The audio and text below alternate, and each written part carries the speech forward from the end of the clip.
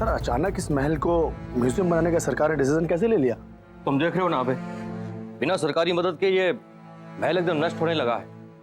कोई इसकी तरफ ध्यान ही नहीं दे रहा है। हाँ सर, अगर ये महल म्यूजियम में तब्दील हो गया ना तो टूरिस्ट भी आएंगे और महल का रखरखाव भी हो जाएगा। हाँ, और उसके साथ साथ यहाँ रखे हुए एंटीक सामानों की निगरानी भी हो जाएगी। तुम्हें अंदाजा भी नहीं है कि इस महल में रखी हुई चीजें कितनी पुरानी और कितनी कीमती। देश विदेश के सब चोर निगाहें लगा के बैठे हैं। क्या महल में चोरी होने वाली है?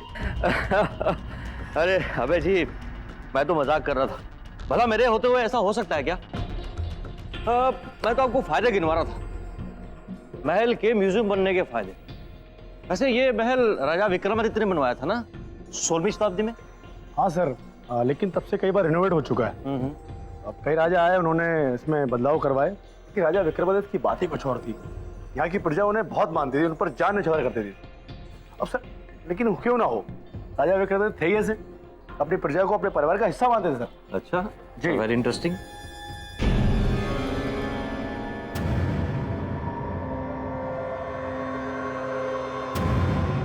अबे जी, इस कमरे में क्या है और ये ताला क्यों लगा हुआ है? कुछ नहीं सर, पुराना सामान है सर, बाहर रखने की जगह नहीं थी इसलिए अंदर रख दिया सर। अच्छा, मैं देखना चाहता हूँ, खुलो इसे। अरे सर क्या करेंगे देख के सर, अब तक तो उसमें दीमक लगी हुई सर। अबे जी, इसलिए तो मैं आया हूँ यहाँ पर कि पुराने सामान को नया जैसा कर। चलिए खुलवाइए इसे।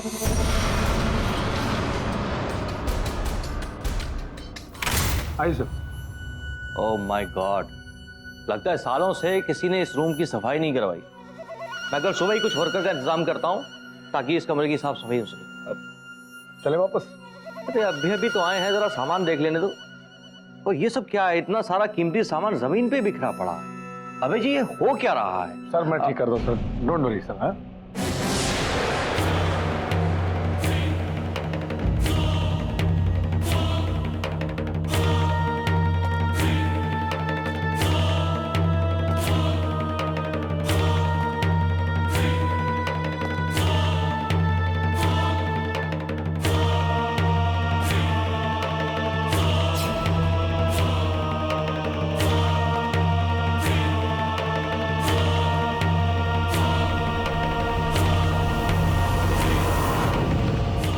सर ये क्या करें सर?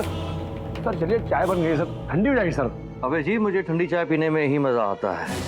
अरे सर ये सर क्या कहा आपने सर? शापित खंजर है सर, शापित। अरे आप तो ऐसे घबरा रहे जैसे इस खंजर से मैं आपका गला काट दूंगा। सर ये मजाक की बात नहीं सर, सर ये कुंवर राजबुंदेला का खंजर है। जब भी खोप से बाहर आता है किसी न किसी मासूम का खून बहा देता है। आपको मुझे सुबह यहाँ पे पूजा करवानी होगी, कहीं ये खंजर आपकी जिंदगी में तूफान ना मचा दे। शाप तूफान। अबे जी, आप लगता है आज भी 16वीं सदी में जी रहे हैं। जरा इस महल से बाहर निकलिए और देखिए दुनिया कहां से कहां निकल गई है। सर दुनिया चाहे कितनी आगे क्यों ना निकल जाए, लेकिन हमें कुछ चीजों को पीछे मुड़कर देख लेना चाहिए। शायद वो मौत की दस्तक दे रही हो और ये खंजर उन्हीं में से एक है। जब ये खंजर इस खोल से बाहर निकले, इसकी प्यास तभी बुझेगी जब ये किसी का खून चखे। हम तो इंसान हैं, एक दिन मर जाए, मगर हमारे बदले की आग खंजर में हमेशा अमर रहे। सर ये खंजर रख दीजिए। अबे जी, आपकी इस कहानी पे एक अच्छी खासी हॉरर फिल्म बन सकती है और उसका नाम होगा प्यासा खंजर। आप हंस रहे हैं सर? आप जानते नहीं कि इसका अंजाम क्या हो सकता है। मुझे कल सुबह पंडित जी को बुलवाकर यह पूजा करवानी होगी कि आपने इस खूनी खंजर को नींद से जगा दिया। इसे दोबारा सुलवाना पड़ेगा। हाँ ठीक है भाई, कल सुबह सुला दीजिएगा। अभी चलते हैं और भी बहुत कुछ देखें। चलिए आइए।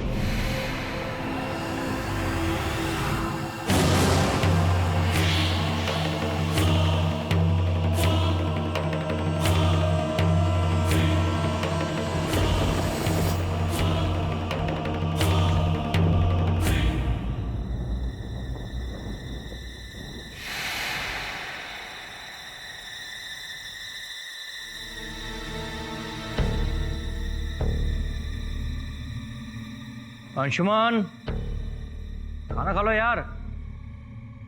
भैया बस 10 मिनट में आ रहा हूं। अरे क्या 10 मिनट यार, खा लो ना अभी। कितना लेट खाना खाता है।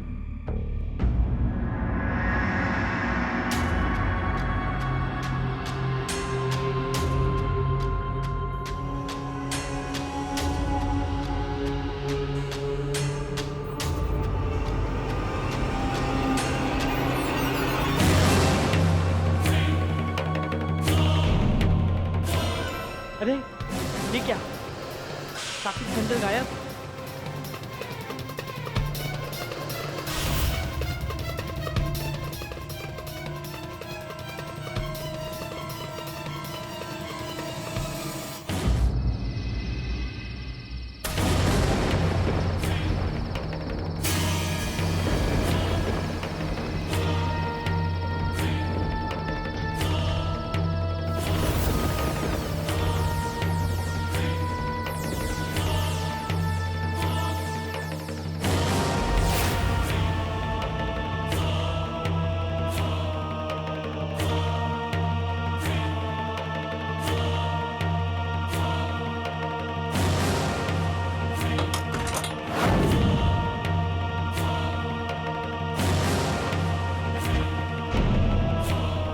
कौन है? कौन है वहां?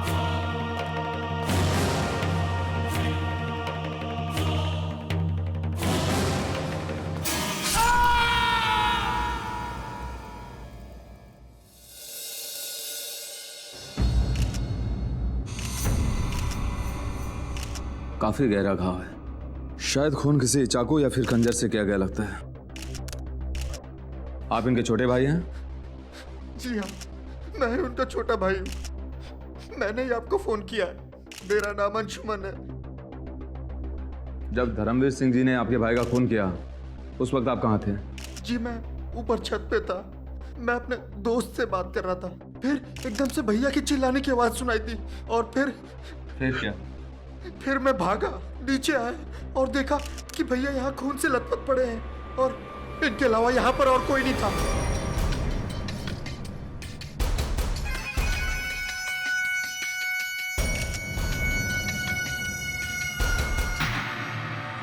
किस हथियार से खून किया आपने?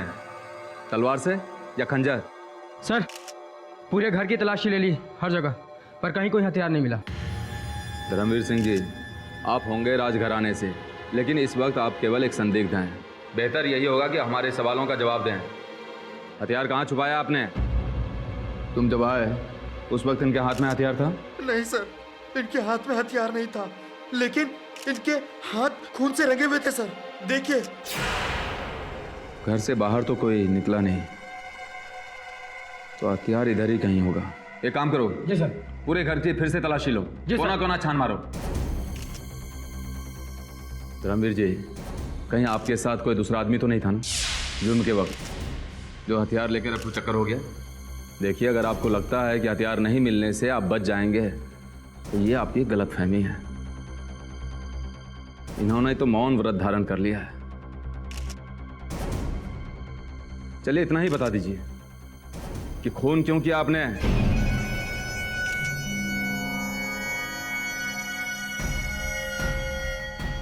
हम सिर्फ इतना जानते हैं इंस्पेक्टर कि यह खून हमने नहीं किया।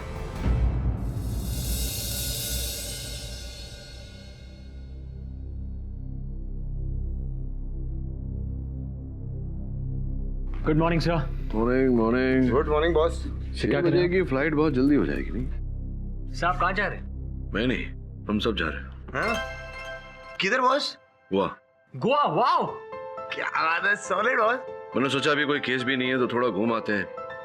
कुछ दिन बीच पर आराम करेंगे, थोड़ा चैन की नींद सोएंगे। Sir I love Goa and I love seafood. अपुन भी। तुझे गोवा के बारे में बड़ा पता है? अरे बॉस वरुमाई छोड़ो, अपुना हर साल अक्का न्यू ईयर पे अपुन उधर ही रहता अपने दोस्तों लोग के साथ। एकदम बड़ा मजा आता, एकदम सॉलिड। भाग्यशाली है तो। मुझे तो याद भी नहीं अंतिम बार मैंने न्यू ईयर कब मनाया था। क्या बात करे बॉस? बचपन के दोस्त का फोन है जयपुर से। साहिल, क्या हाल है? तू तो याद ही नहीं करता आजकल। क्या बात कर रहा है? अच्छा, क्या नाम है तेरे चचेरे भाई का? धर्मवीर। तू चिंता मत कर, मैं आता हूं, लड़ूंगा उसका केस में। हाँ चल, सी यू। अभी गोवा दूर है बॉस। कोई बात नहीं, गोवा की मच्छी करी ना सही, जयपुर की दाल बाटी तो चलेगी। क्यों? सर मुझे दाल बाटी भी पसंद। भुक्कड़ है आदमी वरुण भाई। चलो तैयारी करो।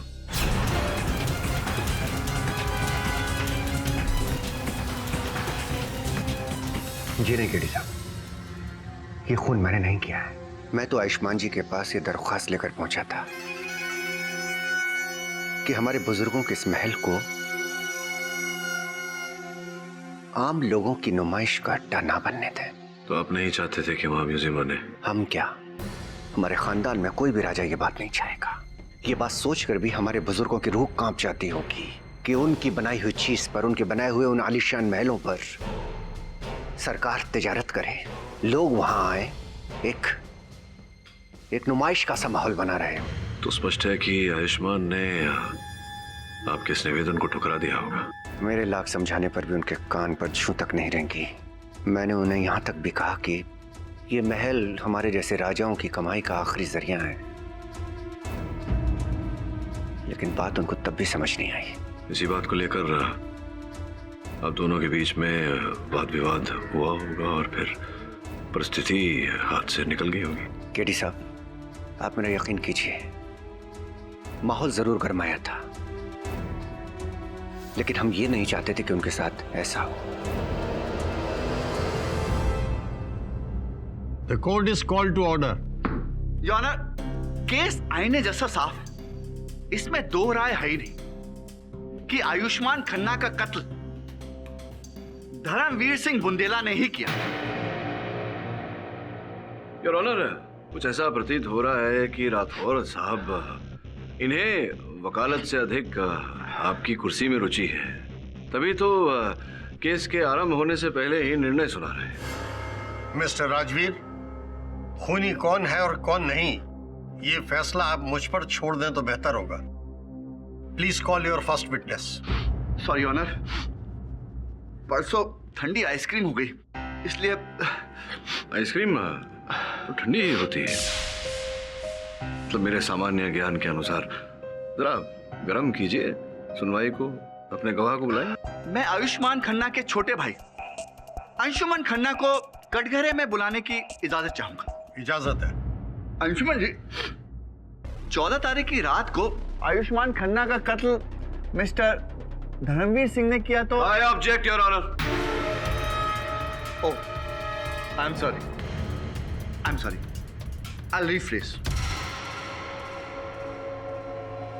अंशुमन जी, 14 तारीख की रात को जब आपके भाई साहब का कत्ल हुआ तो आप कहां थे? जी, हमारे घर में मोबाइल की नेटवर्क की थोड़ी प्रॉब्लम है, इसलिए मैं बाहर बालकनी में अपने दोस्त से बात कर रहा था। हाँ कपिल, बोल यार। अरे नहीं यार, कुछ नहीं, बस नेटवर्क की प्रॉब्लम है यार। फिर क्या हुआ? फिर अचानक से घंटी बजी। इस वक्त कौन आ गया?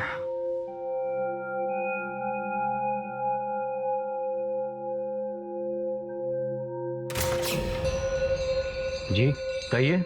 बिना बताए आने के लिए माफी चाहता हूँ। इट्स ओके, आपकी तारीफ।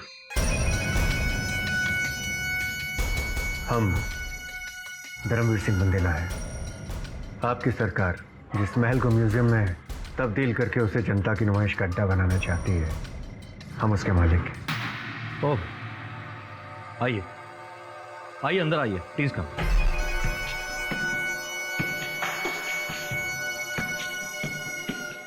और बताइए धर्मवीर जी, क्या लेंगे आप? चाय, कॉफी, ठंडा? आप तकल्लुफ मत कीजिएगा। हम यहाँ अपने महल के बारे में आपसे कुछ गुफ्तगू करने के लिए आए हैं। बातों बातों में मैं अपने छोटे भाई से तो आपको मिलवाना ही भूल गया। ये है अंशुमन, मेरा छोटा भाई। हम आपसे अकेले में बात कर सकते हैं? धर्मवीर जी, ये मेरे जिगर का टुकड़ा है और हम दोनों एक दूसरे से कोई बात नहीं छुपाते। आप इसके सामने बात कर सकते हैं। इट्स ओके भैया, आप लोग कैरी ऑन कीजिए। वैसे भी मुझे कपिल से बात करनी है, तो मैं ऊपर जाके बात करता हूँ। ठीक है। हाँ कपिल, एक मिनट यार, नेटवर्क का ही बड़ा। हेलो, हाँ कपिल, बोल यार। मतलब कि इस तरह धर्मवीर जी ने आपको उस कमरे से बाहर भेज दिया ताकि वो अपने नापाक इरादों में कामयाब हो सके। हाँ? जब आप बैल्कनी में दोबारा गए फिर क्या?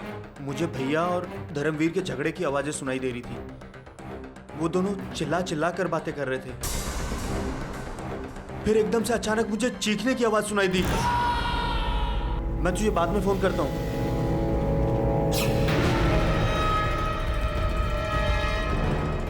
मार डाला तूने, मेरे भैया को मार डाला तुमने। Hello hello police station. Sir आप जल्दी से यहाँ आ जाइए, मेरे भाई का खून हो गया सर। आप एड्रेस नोट करिए सर, कातिल मेरे सामने है सर, आप जल्दी से आ जाइए सर।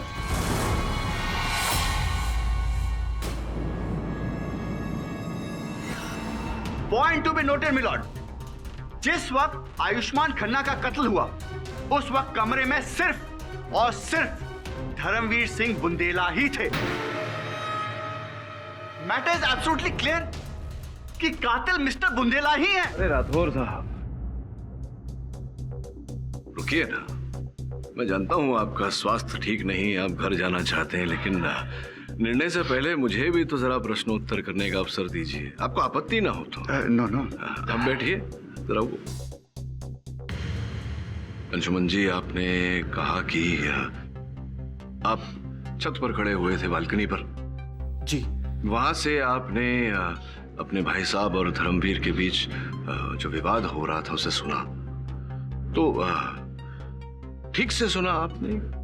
क्या चल रहा था दोनों में? जी कुछ कुछ नहीं, देखिए ये कुछ कुछ जो शब्द है वो कुछ कुछ होता है जैसे चलचित्रों के शीर्षक में ही अच्छा लगता है। ये अदालत है, यहाँ कुछ कुछ नहीं पूरा पूरा चलता है। तो पूरा पूरा बताइए, क्या आपने सुना था, नहीं सुना था, क्या हुआ था? जी मैं फोन पर था, मुझे सिर्फ भैया धर्मवीर के चिल्लाने की आवाजें सुनाई दे रही थी, लेकिन झगड़ा किस बात पे हो रहा था मुझे बिल्कुल पता नहीं है। मतलब आवाजें सुनी, शब्द क्या बोले जा रहे थे वो नहीं सुना आपने। जो भी हो, तो कितने समय तक ये विवाद चल रहा था दोनों के बीच? यही कुछ 10 से 12 मिनट तक। अच्छा 10-12 मिनट ही। बहुत प्यारी घड़ी पहनी है आपने, महंगी भी लग रही है, अवश्य स्विस मेड होगी, है ना? जी, ये मुझे मेरे भैया ने दी थी मेरी पिछले बर्थडे पे। तो उस दिन जब आप बालकनी में खड़े खड़े इनके बीच होते हुए तर्क वितर्क को सुन रहे थे, उस समय भी आपने ये घड़ी पहनी थी? ऑब्जेक्शन ऑनर, इस केस से अंशुमन की घड़ी का क्या वास्ता? योर ऑनर, जब इन्होंने इतने विश्वास से कहा कि ये 12 मिनट तक ऊपर छत पर खड़े थे, मैं केवल इतना जानने का प्रयास कर रहा हूं कि इन्होंने अनुमान से कहा था, ये घड़ी देखकर कहा था। Objection overruled. यूं ही कह रहे हैं या घड़ी पहनी थी, बताइए। जी मैंने घड़ी पहनी थी। घड़ी पहनी थी आपने? जी, करीबन 9 बजे मैं बालकनी में गया और 9:15 में मुझे चीखने की आवाज सुनाई दी और मैं तुरंत भागा। अच्छा, मतलब ये चीख सुनकर आप तुरंत बालकनी से नीचे आ गए। तो बालकनी से नीचे आने में कितना समय लगा होगा आपको? जी मुझे ज्यादा टाइम नहीं लगा, जैसे मैंने चीख सुनी मैं वैसे ही भागा। नहीं मतलब अनुमान से बताइए, 2 second, 4 second, 6 second, 8 second, 10 second. 10 second लगे आपको नीचे। तो अब 10 सेकंड में नीचे आए और क्या देखा आपने? मेरे मुवक्किल के हाथों में कोई हथियार था? जी नहीं। अरे तो धर्मवीर ने वो हथियार छुपा दिया होगा ना? हथियार छिपा दिया 10 सेकंड में? एक काम करिए राठौर साहब, मैं आपको ये पेंसिल देता हूँ, आप 10 सेकंड में से छुपाइए, पकड़िए, चलिए गिनती शुरू। 1 2 3 4 5 6 7 8 9 10। राठौर साहब, आप 10 सेकंड में एक पेंसिल नहीं छिपा पाए और आप चाहते हैं कि हम इस बात को मान ले कि मेरे मुवक्किल ने हत्या करने के पश्चात 10 सेकंड में इतनी सुंदरता से उस चाकू को छिपाया कि पुलिस को घटनास्थल से वो चाकू प्राप्त ही नहीं हुआ। योनर, वहां कोई खुफिया दरवाजा होगा, खुफिया कमरा होगा। कैसी बातें कर रहे हैं आप? आप भी जानते हैं कि पहली बार मेरे मुवक्किल वहां गए थे आयुष्मान के घर। इन्हें कैसे पता चलेगा उनके घर में कहाँ खुफिया दरवाजा है, कहाँ खुफिया कमरा है? भाई तुम ही बताओ, क्या तुम्हारे घर में ऐसा कोई खुफिया कमरा है, कोई खुफिया दरवाजा है? जी नहीं। नहीं है your honour, no more questions. Mister Rajveer, आपको अंशुमन से कुछ और सवाल पूछने? योर ऑनर, अगर आपकी परमिशन हो तो बस अब मैं धर्मवीर जी से एक सीधा सीधा सवाल पूछना चाहूंगा। इजाजत है। Thank you honour. Dharmveer ji, एक सीधा सीधा सवाल है, आपने आयुष्मान का कत्ल क्यों किया? Objection your honour. राठौर साहब, मैं आपको बता देना चाहता हूं कि जब तक मेरे मौकिल पर लगा हुआ आरोप सिद्ध नहीं हो जाता, आप अपने शब्दों का चुनाव जरा सोच विचार कर कीजिए। Objection sustained. मिस्टर राजवीर, आप मिस्टर धर्मवीर से उतना ही पूछिए जितनी जरूरत है, उनको उकसाइए नहीं। धन्यवाद योर ऑनर। वकालत की किताब तो आपने पढ़ी ही होगी, जिसमें लिखा है कि जब तक आरोप सिद्ध नहीं हो जाता, हर संदिग्ध निर्दोष होता है। पाठक जी, मैंने पढ़ा भी है और समझा भी है। फिलहाल तो मैं इनसे यह समझना चाहता हूँ कि आयुष्मान के घर गए क्यों थे? हम आयुष्मान जी से दरख्वास्त करने के लिए गए थे। आयुष्मान जी, वो जो हमारा महल है, हमारे बुजुर्गों की निशानी है, हमारा गौरव है, और हम चाहते हैं कि वो किसी भी तरीके से सरकार के अधीन ना हो और एक म्यूजियम में तब्दील ना हो जाए। I'm sorry, लेकिन मैं कुछ नहीं कर सकता। आप ये क्यों नहीं समझ रहे हैं कि वो महल हम राजाओं की धरोहर है, खानदान की धरोहर है। वो महल सिर्फ आपके खानदान की धरोहर ही नहीं, बल्कि पूरे देश की धरोहर है। एक हेरिटेज साइट है, और सबसे बड़ी बात, इस देश के टूरिस्टों और अन्य नागरिकों के लिए एक ज्ञान का भंडार है। और सबसे बड़ी बात धर्मवीर जी, आपने उस महल की देखरेख, उसका रख रखाव ठीक ढंग से किया ही नहीं। वो हमारा महल है, हम उसे जैसे चाहे रखें। सरकार कौन होती है दखलंदाजी देने वाली? आप एक बात भूल रहे हैं, इस देश में लोकतंत्र है, डेमोक्रेसी। आपके राजघराने का शासनकाल खत्म हो चुका है। और हाँ, इसके बावजूद भी आपको कुछ करना है तो आप सरकारी दफ्तर जाएं और जाकर वहां पर अर्जी दें। देखिए, आप ये क्यों नहीं समझ रहे हैं कि वो महल ही हमारी कमाई का एकमात्र जरिया है। आपको मुंह मांगी कीमत मिलेगी। देखिए, मैंने आपसे कहा ना, इसमें मैं आपकी ये आवाज कैसी है? जंजीर की आवाज है। कोई अंदर है क्या? जी नहीं, आप रुकिए, मैं देख कर आता हूं।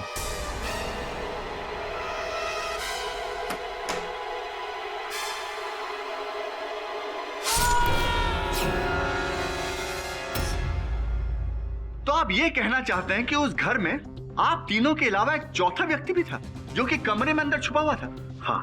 आप प्लीज लेखक कभी मत बनिएगा, क्योंकि आप कहानियां बहुत ही खराब सुनाते हैं। पुलिस के मुताबिक उन्हें ऐसा कोई भी सबूत नहीं मिला है जो ये प्रूव करे कि वहां कोई चौथा व्यक्ति था।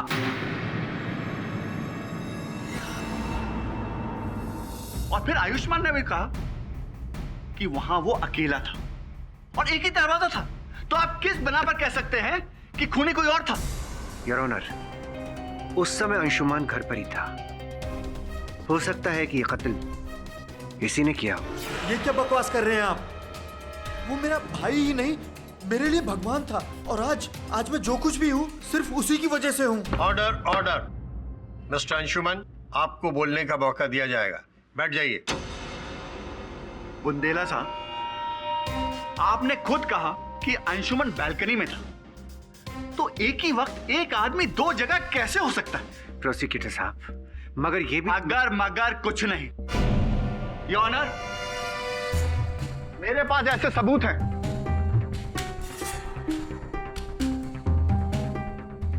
ये अंशुमन के फोन रिकॉर्ड्स हैं, जो कि कहते हैं कि जिस वक्त आयुष्मान का मर्डर हुआ वो फोन पर था।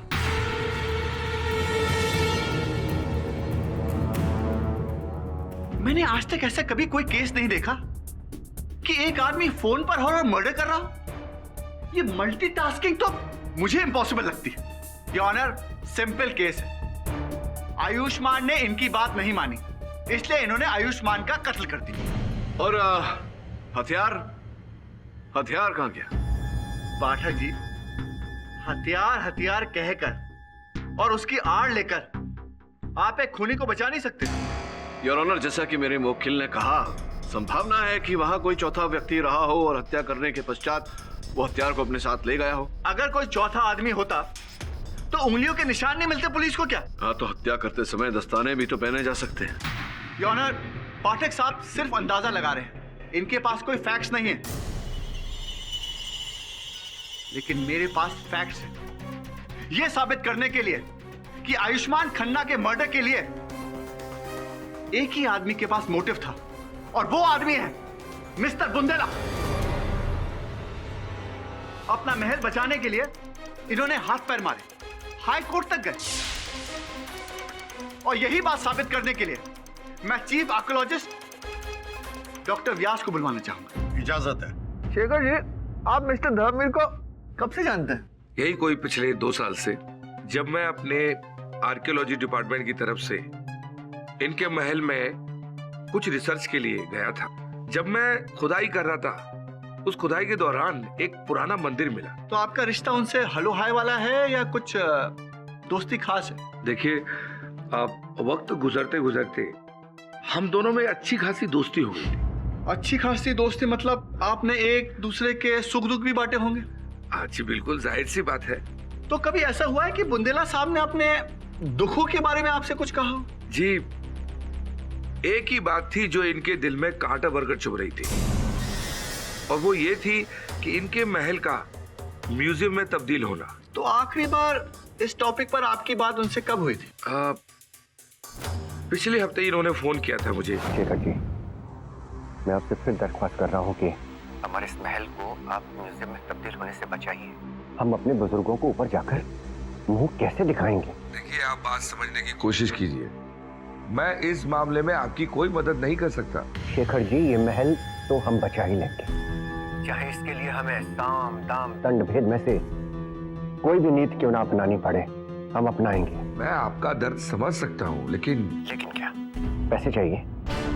हम पैसा पानी की तरह से बहा देंगे। आपको जिसका मुंह बंद करना है नोटों से उसका कीजिए शेखर जी, और किसी तरह से इस प्रपोजल को कैंसिल करवाइए। अब बहुत देर हो चुकी है, अब कुछ नहीं हो सकता। मैं आपको दिखाऊंगा कि क्या हो सकता है। दुनिया तमाशा देखेगी। भाई साहब, इस महल को बचाने के लिए हमारे बुजुर्गों ने अपने प्राणों की आहुति दी है, और इसको बचाने के लिए हम भी अपना लहू देंगे। मरेंगे या मार डालेंगे। योर ऑनर, सुना आपने? मारेंगे या मर जाएंगे,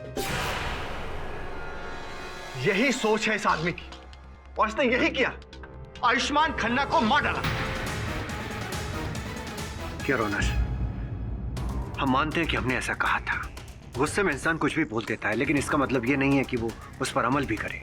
यानी कि आपको आपके गुस्से पर काबू नहीं है, और इसी गुस्से की वजह से आपने एक मर्डर भी कर दिया। अगर हमें गुस्से पर काबू नहीं होता तो आप यहाँ इतनी बदतमीजी करने के बाद भी सही सलामत नहीं खड़े रहते। धमकी? योर ऑनर, पब्लिक प्रोसिक्यूटर को धमकी? योर ऑनर, ये आदमी बहुत ही खतरनाक है। अगर इसे बाहर छोड़ा गया तो अपने महल को खोने के गम में ना जाने कितने लोगों को मार डाले। I object your honour. Rathore साहब मेरे मुवक्किल पर बिना किसी कारण व्यक्तिगत आरोप लगा रहे हैं। मैं आग्रह करूंगा अदालत से कि इन्हें चेतावनी दी जाए। Objection sustained. मिस्टर राजवीर, आप मिस्टर धर्मवीर से उतना ही पूछिए जितनी जरूरत है, उनको उकसाइए नहीं। अब मैं आपसे पॉइंट टू पॉइंट सवाल करूंगा और आप उसका पॉइंट टू पॉइंट जवाब देंगे। अगर वहां चौथा शख्स था तो वो बाहर कैसे आया? क्योंकि उस घर में एक ही दरवाजा था, उस हॉल में जहां आप खड़े हुए। हमें नहीं पता। धर्मवीर साहब, हमें नहीं पता से काम नहीं चलेगा। ये मर्डर केस है। अगर आपने अपना बचाव ठीक से नहीं किया तो फांसी हो सकती है आपको। योर ऑनर, हम सिर्फ इतना जानते हैं कि हम निर्दोष हैं। इस खून से हमारा कोई वास्ता नहीं है। लेकिन ये बात अगर सच है कि उस जगह पे कोई चौथा आदमी मौजूद नहीं था, तो ये खून उसी शापित खंजर ने किया है।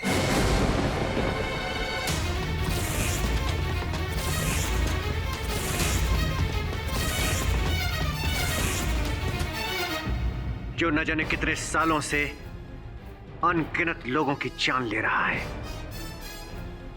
क्या कहा आपने? शापित खंजर? जी हाँ, 100 साल पुराना शापित खंजर है वो। पिछले 50 सालों में न जाने कितने लोग की जान ले चुका है। ये खंजर कुंवर राज सिंह जी का था। वो अपने इस खंजर से ऐसे ही प्यार करते थे जैसे जैसे कोई अपनी प्रेमिका को प्यार करता है।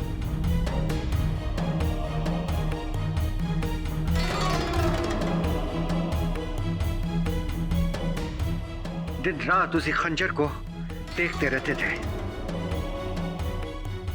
लेकिन 13 जून 1910 को कुछ ऐसा हुआ। कुंवर साहब अपने घर में सो रहे थे और उन्हीं के एक दोस्त ने उनका खंजर चुराकर उन्हीं की छाती में घोंप दिया। कुंवर साहब तो नींद में ही खत्म हो गए, लेकिन उनकी आत्मा ने उस प्यारे खंजर का साथ कभी नहीं छोड़ा।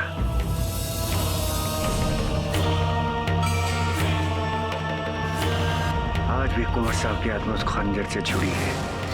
जो भी उस खंजर को खोल से निकालने की कोशिश करता है, वो शापित खंजर उसकी जान ले लेता है।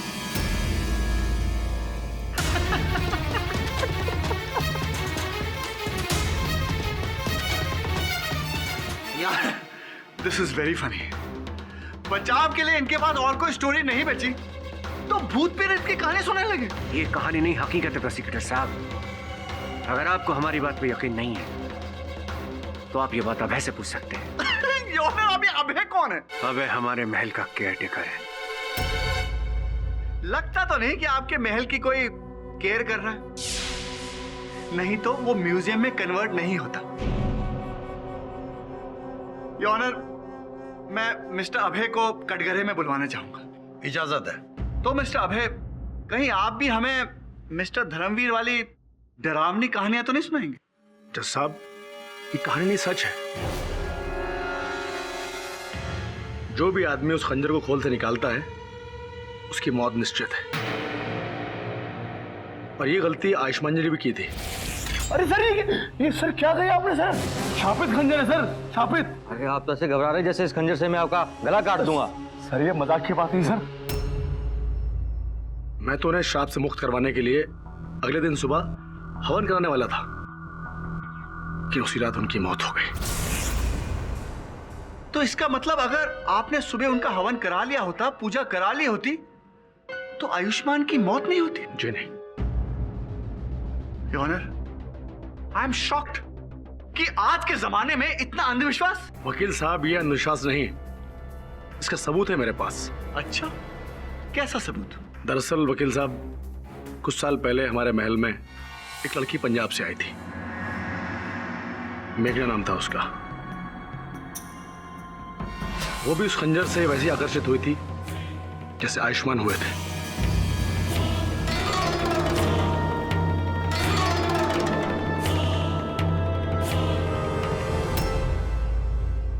और जज साहब, उस केस में कोई भी हथियार नहीं मिला था। अभय जी, आप ये कह रहे हैं कि आपका खूनी खंजर आपके महल से पंजाब गया, वहां उस लड़की का खून किया और वापस आपके महल में आ गया। और ये बात आप चाहते हैं कि हम यकीन करें? देखिए वकील साहब, आप मेरी बात पर यकीन करें ना करें, जो मैंने देखा है, सुना है, मैं वही आपको बता रहा हूँ। यही बात महल के कई लोगों ने भी देखी और सुनी है। योर ऑनर, मिस्टर अभय ये बेतुकी बातें करके अदालत का वक्त बर्बाद कर रहे हैं। मैं रिक्वेस्ट करूंगा कि मैं अपना दूसरा गवाह बुलाऊं। एक मिनट रुकिए जरा। आपको आपत्ति ना हो तो एक आध प्रश्न मैं भी पूछ लेता। लगता है आपको डरावनी कहानियों में दिलचस्पी है। दो चार आप भी सुन लीजिए। राठौर साहब, क्या कहानी है और क्या वास्तविकता, ये निर्णय न्यायाधीश महोदय को करने दीजिए। अभय जी, जिस समय आयुष्मान जी की हत्या हुई, आप क्या कर रहे थे, कहाँ थे? वकील साहब, मैं उस वक्त महल के ऑफिस में काम कर रहा था और मुझे अंशुमन जी का फोन आया। हेलो, भाई साहब का खून हो गया है और उसे धर्मवीर ने मारा है। क्या आयुष्मान जी का खून हो गया? और फोन पर बातचीत करने के पश्चात क्या हुआ? जी, अंशुमन जी ने कहा कि उनकी हत्या धर्मवीर जी ने की है। वकील साहब, मैं समझ गया कि ये काम शापित खंजर का ही है।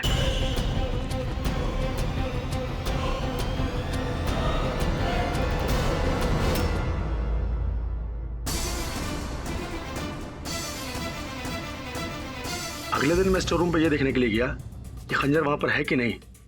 खंजर वहीं पे था।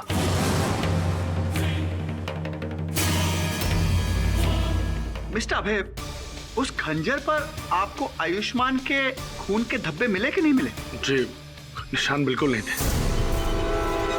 वेरी इंटरेस्टिंग योर ऑनर, इनका ऑटोमेटिक खूनी खंजर खून करता है, वापस महल में आता है और अपने आप को धो धा के सेटल हो जाता है। काश ऐसा खंजर मेरे पास होता, मैं उस पर बैठता और उड़कर स्विट्जरलैंड चला जाता। नाक बह रहा है आपका, स्विट्जरलैंड जाएंगे तो कुल्फी जम जाएगी नाक में। एनीवे, तो पाठक साहब, इस कहानी के बारे में आपके क्या विचार हैं? खूनी खंजर, इन सब चीजों में आप बिलीव करते हैं? योर ऑनर, मैं जानता हूं कि ऐसे अंधविश्वास में मानना ये वैज्ञानिक भी है और उचित त्रुटि भी नहीं, किंतु योर ऑनर संभावना तो है कि कोई चौथा उस कक्ष में रहा हो जिसने उसी खंजर का उपयोग किया हो हत्या करने के लिए। योर ऑनर, मैं इस बात की छानबीन करने के लिए अदालत से समय की मांग करता हूं। अगली सुनवाई होगी ठीक 1 हफ्ते बाद, यानी 22 तारीख को सुबह 11 बजे। Till then the court is adjourned. Pathak ji, जी एक फ्रेंडली एडवाइस दूं? हाँ जी। आप इस केस से अपना नाम विड्रॉ कर लीजिए। क्या है, आज तक आप कभी भी कोई केस हारे नहीं हैं, लेकिन ये केस आप हारने वाले हैं। मैं भी आपको मित्रता में कुछ देना चाहता हूँ। श्योर। रिश्वत दे रहे हैं क्या? जी नहीं, ये डॉक्टर सुनीता जाकर अपनी चिकित्सा करवाइए, पैसे भी नहीं लेगी आपसे। बहुत अच्छी डॉक्टर है, मुझे पूरा विश्वास है कि अगली सुनवाई में आपको ये रुमाल नाक पोंछने के लिए नहीं, आंसू पोंछने के लिए जरूरत पड़ेगी।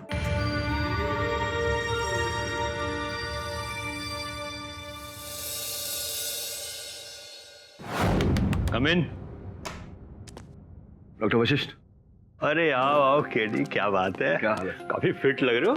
जिमिंग स्विंग काफी जोरों से चल रही लगता है। हाँ डॉक्टर साहब, अब क्या करें, मैं तो हमेशा से कहता हूँ कि व्यायाम करने से न केवल शरीर की तंदुरुस्ती लेकिन मन भी तंदुरुस्त रहता है। और एक तेज दिमाग शातिर वकील का सबसे बड़ा हथियार होता है। और तुम्हें कुछ ऐसी बात बताएं जिससे तुम्हारे पास एक और शातिर हथियार मिल जाए, जिससे कोर्ट में तुम अपनी दलील अच्छी तरह पेश कर सको। यह है आयुष्मान की फॉरेंसिक रिपोर्ट, जिसको देखने से लगता है कि उसके छाती के घाव में कुछ केमिकल्स पाए गए हैं, जिसका इस्तेमाल ब्रास और कॉपर के मेटल पॉलिशिंग में किया जाता है। इसका अर्थ ये हुआ डॉक्टर साहब कि जब हत्या की गई उसके कुछ समय पहले ही उस हथियार को पॉलिश किया गया था। एग्जैक्टली।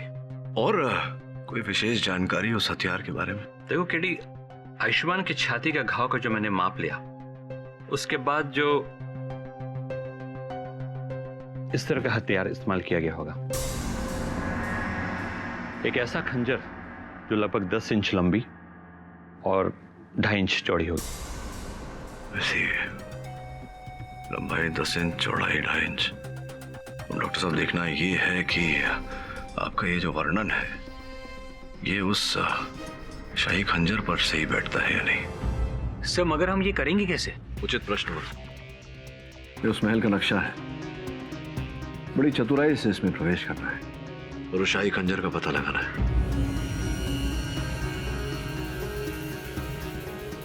सर, एक आइडिया है। बोल।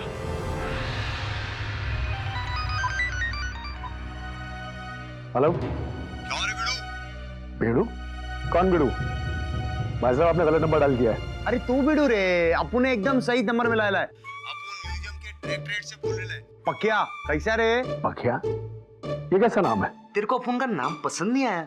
अपुन चेंज करे, अपुन अपने आई को बोलेगा, लेकिन बाद में। पहले तो अपुन की बात सुन। मैं बोला ना, अपुन कहाँ से बोल रहा है? म्यूजियम डायरेक्टरेट से।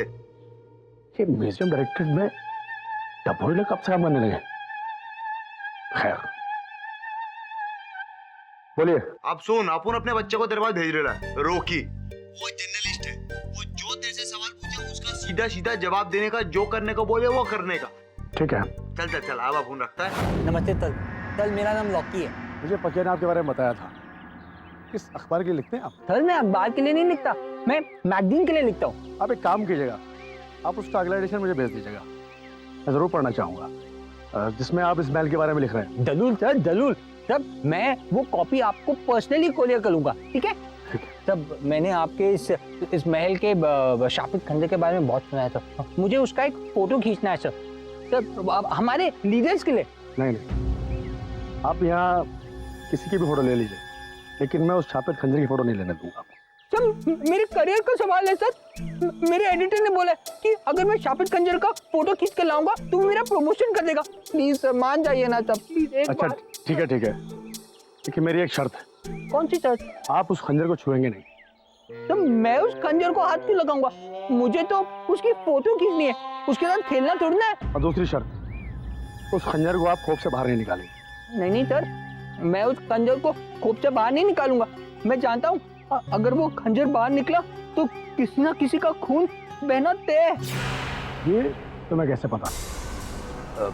सर मैंने आपको बोला ना, मैंने उस शापित खंजर के बारे में सुना है। ठीक है,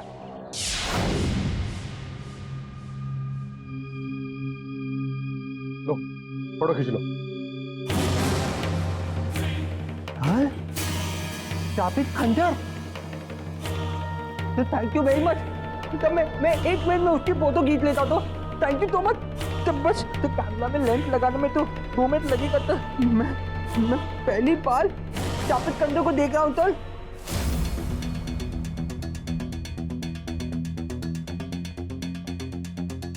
हो गया था, हो गया, लग गया। जल्दी खींचो भाई। बस तो मैं 2 मिनट में फोटो खींच लेता हूँ। सर ये फोन बिना कभी भी आ जाता है। सुनो, तो जल्दी फोटो खींचो, मैं भी आ रहा हूँ। और हाँ, तो छूना मत। सर मैं बिल्कुल नहीं दूंगा। सर मैं बिल्कुल नहीं दूंगा सर।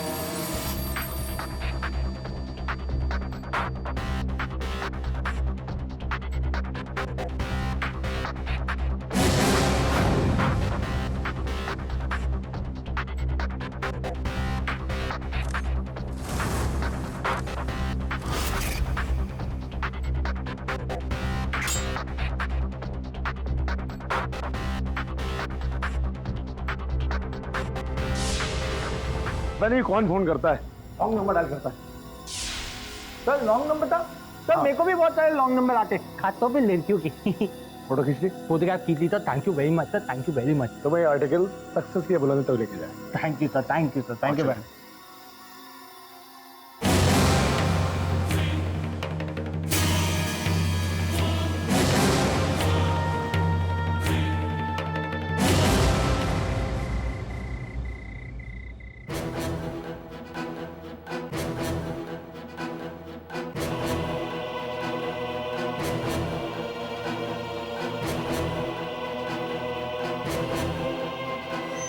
जो भी उस खंजर को खोल से निकालने की कोशिश करता है, वो शापित खंजर उसकी जान ले लेता है।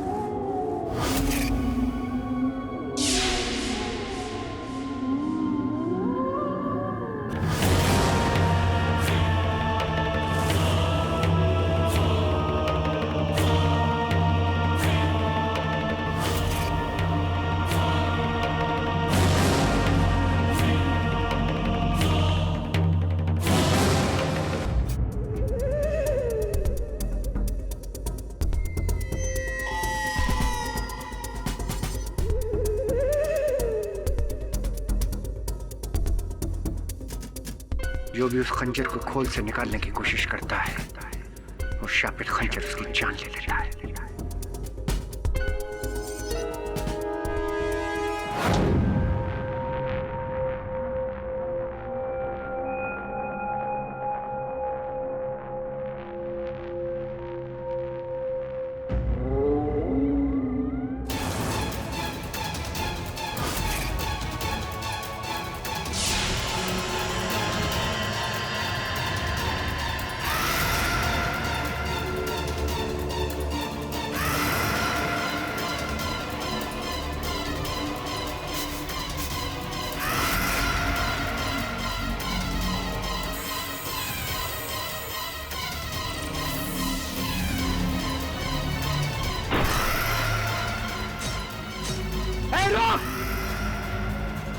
रुक जा।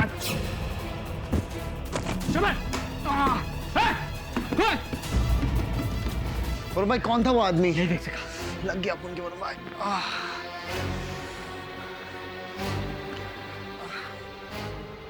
इसका अंदाजा तो वही हुआ।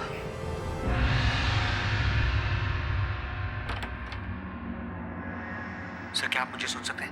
हाँ वरुण, सुन भी रहा हूँ, देख भी रहा हूँ। अब पता चल जाएगा कि हत्या शाही खंजर से हुआ है या नहीं। Sir please shahi word use मत कीजिए। क्यों? सर मुझे शाही पनीर की याद आ जाती है और शेफाली शाही पनीर माइंड ब्लोइंग बनाती है। चल ठीक है, ये केस सुलझते ही मैं तुझे शाही दावत खिलाऊंगा। सर ये देखिए, सर ये है वो जगह जहाँ पर मैंने इस खंजर के डिब्बे को बंद करने के बाद रंगोली का पाउडर रखा था। जरा देख वो पाउडर अभी भी है या नहीं।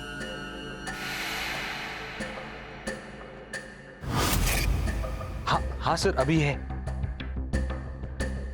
इसका अर्थ ये होता है कि वो डब्बा खुला नहीं, ना ही खंजर बाहर निकला।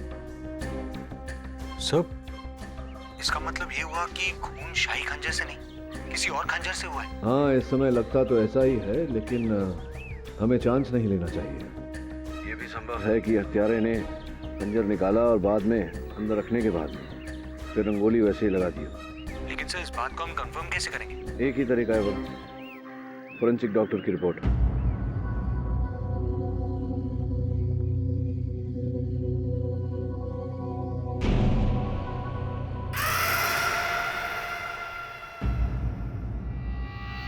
कुछ समझ में आ रहा है मुझे।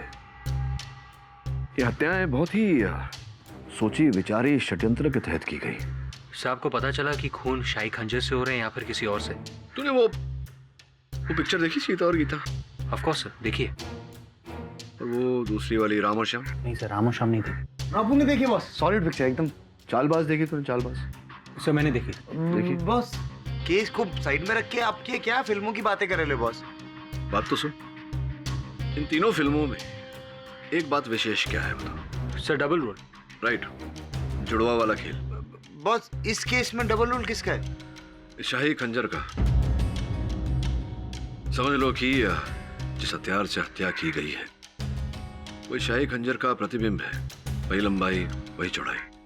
सर डबल रोल मूवीज में भाइयों में बहनों में अब कुछ ना कुछ छोटा मोटा डिफरेंस जरूर होता है। इसका मतलब यह है कि खंजरों में भी कुछ ना कुछ डिफरेंस है। यह है आयुष्मान की फॉरेंसिक रिपोर्ट, जिसको देखने से लगता है कि उसके छाती के घाव में कुछ केमिकल्स पाए गए हैं, जिसका इस्तेमाल ब्रास और कॉपर के मेटल पॉलिश में किया जाता है। अंतर है दोनों में। शाही खंजर वहां बड़े बड़े जंग खा रहा है और जिस हथियार से हत्या की गई वो पॉलिश की गई थी। अगर शाही खंजर से हत्या की गई होती तो अंशुमन के देह में, उसके मृत शरीर में जंग के अंश पाए जाते, लेकिन नहीं। उसके मृत शरीर में फोरेंसिक्स को वो रसायन प्राप्त हुआ है जिससे वो जुड़वा खंजर पॉलिश किया गया था। समझ में आ रही तुझे बात? सर इसका मतलब ये हुआ कि जब शाही खंजर के डुप्लीकेट से खून हो रहा था तो उसी वक्त किसी ने महल से शाही खंजर को गायब कर दिया। समझ गया तू तो। इसी प्रकार से रचा गया है ये अंधविश्वास का खेल। इस केस में दो मुजरिम हैं, एक जो खून कर रहा है और दूसरा वो जो खून होते वक्त शाही खंजर को गायब कर देता है। सर मेरा शक तो अभय पर है, और कोई हो ही नहीं सकता जो शाही खंजर तक पहुंच सके। ना ना ना ना वरुण भाई ना। अरे वो चोमू जैसा बहुत भोला आदमी है, अपन को बहुत डिसेंट आदमी लगता है। क्यों बॉस? अरे बॉस अपन को क्या लगता है मालूम? अपन को लगता है जरूर कोई और है जिसको मालूम है कि उसके ऊपर तो कोई शक करेगा ही नहीं। कि जैसे कुछ काम खराब हुआ इल्जाम किस पे आएगा? अब पे उसी ने पंगा लिया है बॉस। जो कोई भी है अब अधिक समय तक बचेगा नहीं। क्या है कि जब कोई पहेली उलझ जाती है उसे सुलझाने के लिए फिर वहीं चले जाना चाहिए जहां से पहेली शुरू हुई थी, अभय का घर।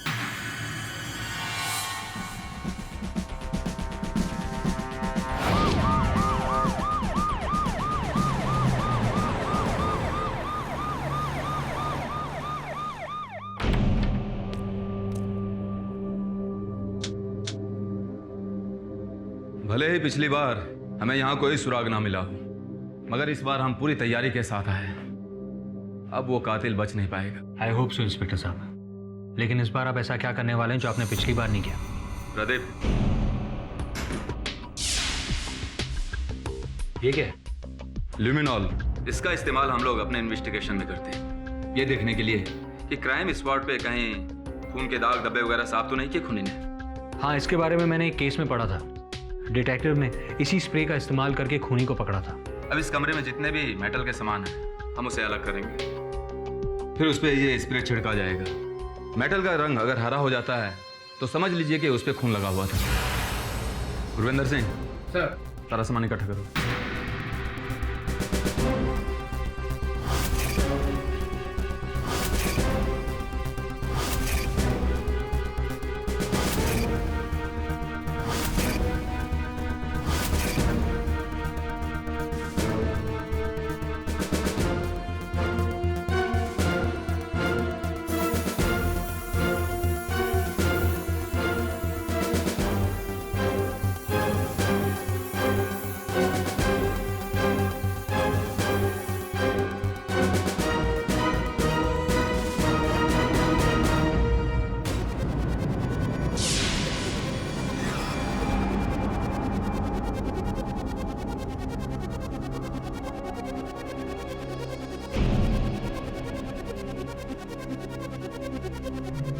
इसका मतलब यह है कि इन दोनों चीजों पर लगा खून कातिल ने साफ किया था। जी हाँ, इस पेंटिंग पे और इस डब्बे के हैंडल पे उड़कर आया होगा आयुष्मान जी का खून।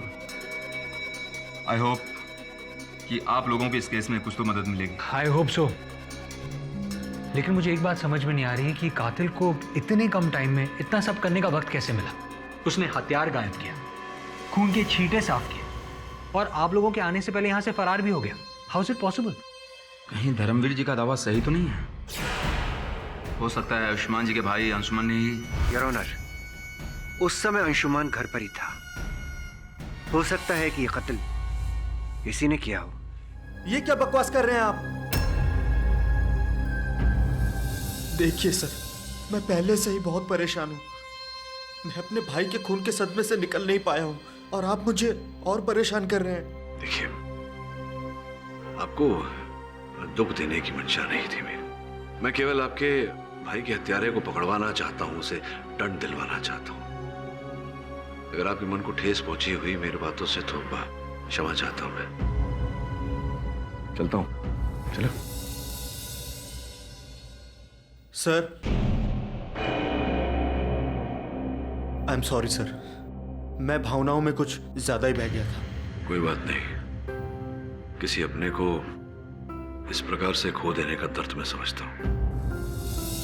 आप पूछिए सर, आपको जो भी पूछना है। जब तक मैं अपने भाई के कातिल को फांसी के फंदे पर नहीं पहुंचाता, मैं चैन की सांस नहीं लूंगा। पुलिस के अनुसार हत्यास्थल पर उस कमरे में, उस कक्ष में खून के छींटे पाए गए थे। जी सर। इतना तो स्पष्ट है कि हत्या वहीं हुई थी। तो प्रश्न ये उठता है कि हत्यारा अचानक गया कैसे। मेरा अनुमान है कि वो घर को छोड़कर बाहर तो नहीं गया होगा, घर के अंदर ही कहीं छिपा होगा। सर, खूनी यहाँ कैसे छिप सकता है? संभव तो है, अगर घर के सामान में जैसे कि अलमारी इत्यादि में जगह हो तो किसी का छुपना संभव है। सामान में सर? लेकिन सामान में कोई कैसे छिप सकता है सर? छिपना कठिन भी नहीं है। घर के सामान में ये जो संदूक है, इसमें बड़ा सरल है किसी के लिए छिपना। ये बताइए कि घर का सामान तो बहुत पुराना है, तो सर जैसे होता है मरम्मत के लिए हम सामान भेजते हैं, घर का सामान बाहर गया था कहीं? पिछले ही हफ्ते ये पॉलिश के लिए गया था। कहाँ भेजा था? राज फर्नीचर, उसके यहाँ ही गया था। Raj furniture.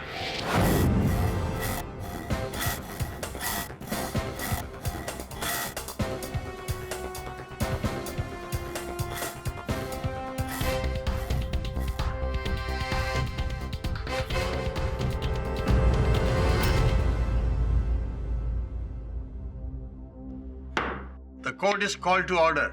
Case number 1405 B, Dharmveer Singh versus Anshuman Khanna. Hearing 2। अदालत की कार्रवाई शुरू की जाए। क्या हुआ, जुकाम नहीं ठीक हुआ आपका? अरे गया था आपके डॉक्टर सुनीता के पास, इतना बड़ा इंजेक्शन लगा दिया, लेकिन जुकाम ऐसा है कि नाक छोड़ने का नाम ही नहीं लेता। कोई बात नहीं, जिस प्रकार से इस इस केस में लापता हथियार की गुत्थी सुलझ गई है। मुझे पूरा विश्वास है कि आपकी न जाने वाली जुकाम की गुत्थी भी सुलझ जाएगी। हथियार की गुत्थी सुलझ गई? मतलब हथियार मिल गया आपको? जी जी।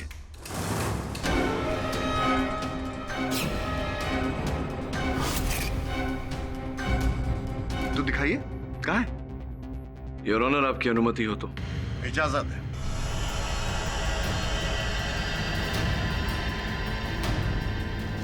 योर ऑनर, ये रहा हथियार। हथियार? ये हथियार है? योर ऑनर, मुझे लगता है कि केस हारने के गम में मेरे दोस्त का मानसिक संतुलन खो गया है और वो भूल गए हैं कि एक कोर्ट रूम है, कोई कॉमेडी का स्टेज नहीं। प्रोसिक्यूटर साहब, सर्वप्रथम तो इस केस का निर्णय जज साहब को करने दीजिए। आप और मैं तो कर नहीं सकते। द्वितीय, ये जो साक्ष्य मैं प्रस्तुत कर रहा हूँ अदालत में, इसका मजाक न उड़ाए तो अच्छा रहे। कौन सा सबूत, कौन सा हथियार? इस डब्बे और इस पेंटिंग से हुआ है खून। ये तुम क्या कह रहे हो केडी? फॉरेंसिक रिपोर्ट के मुताबिक खून तो खंजर से ही हुआ था ना? जी योर ऑनर, और वो खंजर इन्हीं वस्तुओं में छिपा हुआ है। पाठक साहब प्लीज, कभी आप कहते हैं कि खंजर से हुआ है, कभी आप कहते हैं कि इस डब्बे से हुआ है, इस पेंटिंग से हुआ है। Why don't you stick to one thing? आप बार बार अपने आप को कॉन्ट्रडिक्ट क्यों कर रहे हैं? I am not contradicting myself.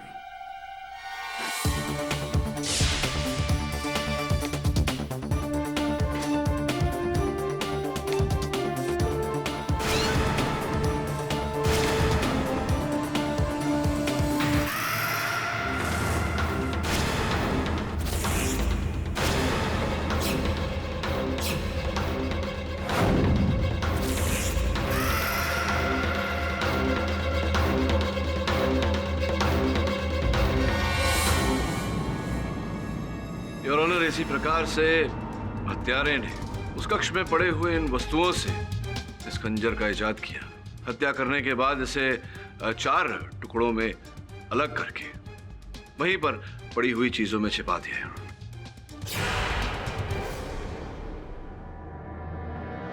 Your honour, ऐसा तो वही व्यक्ति कर सकता है जिसे आयुष्मान जी के कक्ष में रखी हुई वस्तुओं का ज्ञान हो। और जहां तक हमें पता है, मेरे मुवक्किल तो वहां प्रथम बार गए थे। इन्हें उस घर का कोई ज्ञान नहीं था। इसका अर्थ ये होता है कि ये दोषी नहीं है। ऑब्जेक्शन। पाठक जी मुझे कब से ताने मार मार कर ये कह रहे थे कि मैं जज बनने की कोशिश ना करूं। आप ये खुद ही जजमेंट दे रहे हैं कि धर्मवीर जी बेगुनाह है। Objection sustain.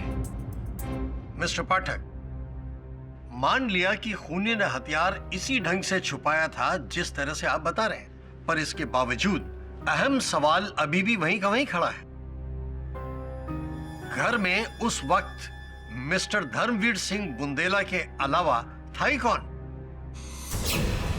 कोई तो था योर ऑनर, और जिस चतुराई से उसने हथियार को छिपाया है, स्वयं को भी छिपाया था। इंस्पेक्टर साहब, आपको धर्मवीर जी क्या पार्ट्स में मिले थे? मतलब पैर गार्डन में और अलमारी में सर और नाक फ्रिज में? I object your honour. मेरे मुवक्किल पर इस प्रकार से कटाक्ष कसने का इन्हें कोई अधिकार नहीं। Objection sustain. और हाँ, प्रश्न असल हत्यारे के छिपने का योर ऑनर, तो इस प्रश्न का उत्तर तब मिल जाएगा जब अदालत ये जान जाएगी कि वो शाही खंजर कौन वहां से ओझल करता है। आपका मतलब है शाही खंजर को किसी ने गायब किया? जी योर ऑनर, हर हत्या के पहले कोई उस खंजर को वहां से उठाता है और हत्या होने के बाद वहां रख देता है। इसका अर्थ यह होता है योर ऑनर कि हत्या उस शाही खंजर से नहीं हुआ। शाही खंजर का उपयोग किया जा रहा है हम सब लोगों को रास्ता भटकाने के लिए। What? ये फाइनल, ये भाई बंधु कहां से आ गए? हवेली में ये छुपा छुपी का गेम चल रहा है क्या? मेरी रिक्वेस्ट है कि ऐसी बेतुकी बातों पर गौर ना किया जाए। अथवा साहब, धीरज रखिए, संयम बनाए रखिए। इन दो बातों का फल बहुत मीठा होता है, व्यक्ति को सज्जन बना देता है। संभवतः आपको भी। शांत रहिए, शांत रहिए।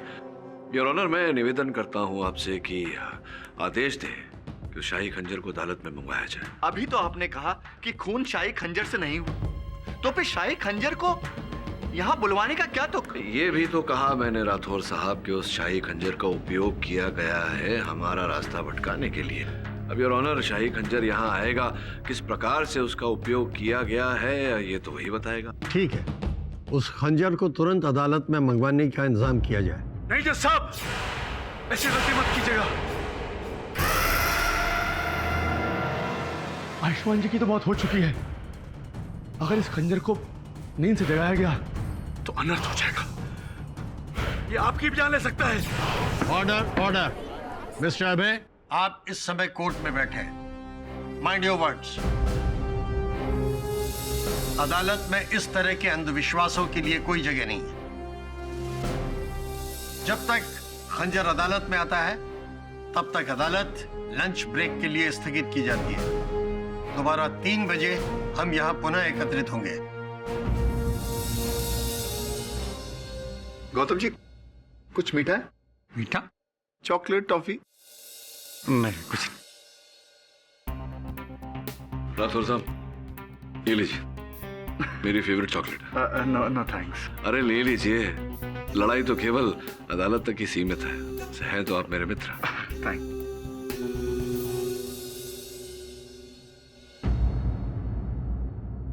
अदालत की कार्रवाई शुरू की जाए।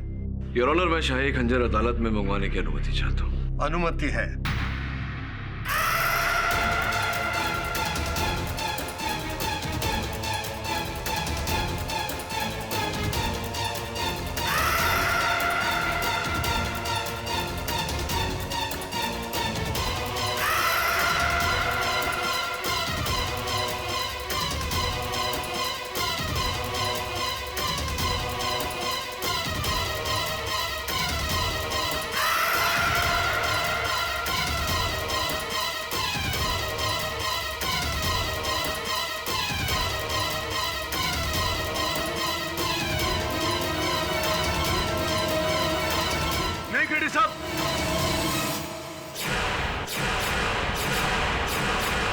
ऐसी गलती मत कीजिए।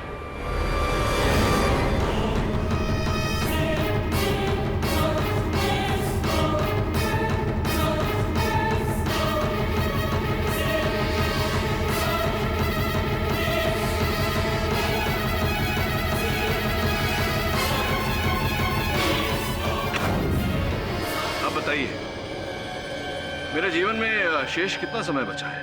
केडी साहब, मेघना और आयुष्मान की मौत 24 घंटे में हो गई थी, पर अब क्या होगा मुझे पता नहीं।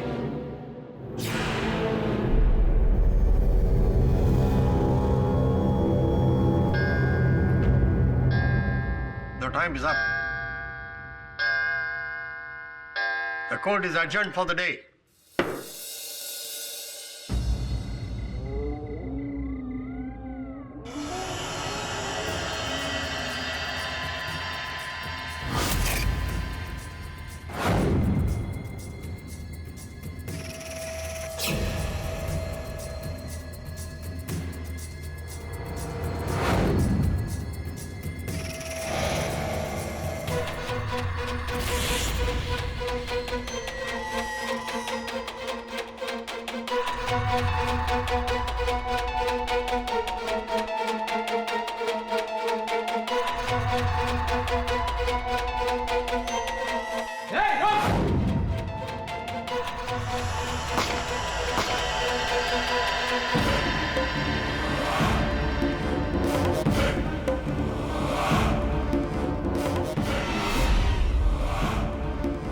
साहब, ये आदमी था क्या भूत था?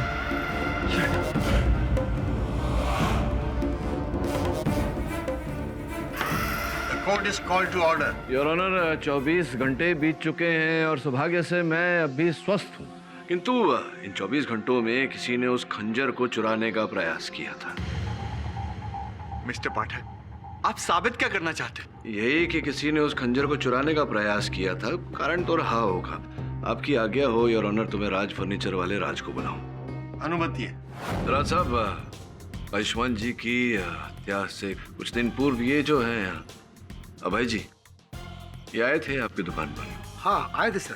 क्या कारण था? क्या क्या चाहिए था इन्हें? कुछ पुराने फर्नीचर की पॉलिशिंग करानी थी इन्हें, और उस फर्नीचर की मॉडिफिकेशन भी करवानी थी। मॉडिफिकेशन अर्थात फेर बदल करना चाहते थे फर्नीचर में। यही फर्नीचर था, देखिए। हाँ सर, यही है। अब न्यायाधीश महोदय को बताइए कि किस प्रकार का फेर बदल करना चाहते थे। इन सब सामान की शेप हल्की सी चेंज करवाई। शेप हल्की सी चेंज ताकि वो खंजर खोल के वहाँ छुपा सके। खैर ये बताइए और क्या। इन्होंने मुझे अलमारी में एक खास किस्म की जगह बनाने के लिए कहा। कैसा स्थान, मतलब क्यों? जरा विस्तार में समझाइए। अलमारी के अंदर एक बड़ी जगह है। बड़ी जगह? जहाँ पे कीमती सामान वगैरह रखा जा सके, गुप्त जगह। अच्छा, गुप्त जगह, तो ताकि कुछ हो वहाँ तो वो जगह दिखाई ना दे। इन्होंने कहा था कि अगर घर में कभी कोई चोरी हो तो चोर की नजर नहीं पड़नी चाहिए अलमारी के उस हिस्से पर। बड़ी जगह थी, मतलब अभय जी स्वयं उसमें फिट आ सकते थे। हाँ? वो काफी बड़ी जगह बनवाई। बड़ी जगह। बैठिए। योर ऑनर, मैं अभय जी को वापस बुलाना चाहूँगा। इजाजत है। अभय जी, अब तो हमने भी सुना, न्यायाधीश महोदय ने भी सुना कि आपने फेर बदल किया फर्नीचर में और अलमारी में, एक विशेष प्रकार की जगह बनाई, आपने स्थान बनाया जिसमें एक व्यक्ति छिप सके। मतलब कि खून अभी नहीं किया? मुझे माफ कर दीजिए सर,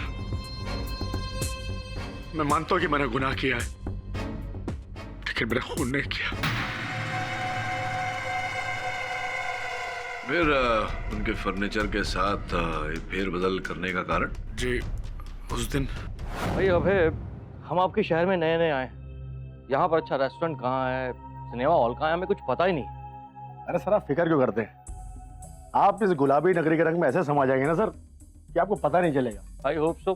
अच्छा, तुम किसी अच्छे कारपेंटर को जानते हो क्या? मुझे घर का कुछ फर्नीचर पॉलिश करवाना है। अरे सर, छोटे मोटे काम के लिए आपके सेवक हाजिर ना, करवा दोगे? जी सर।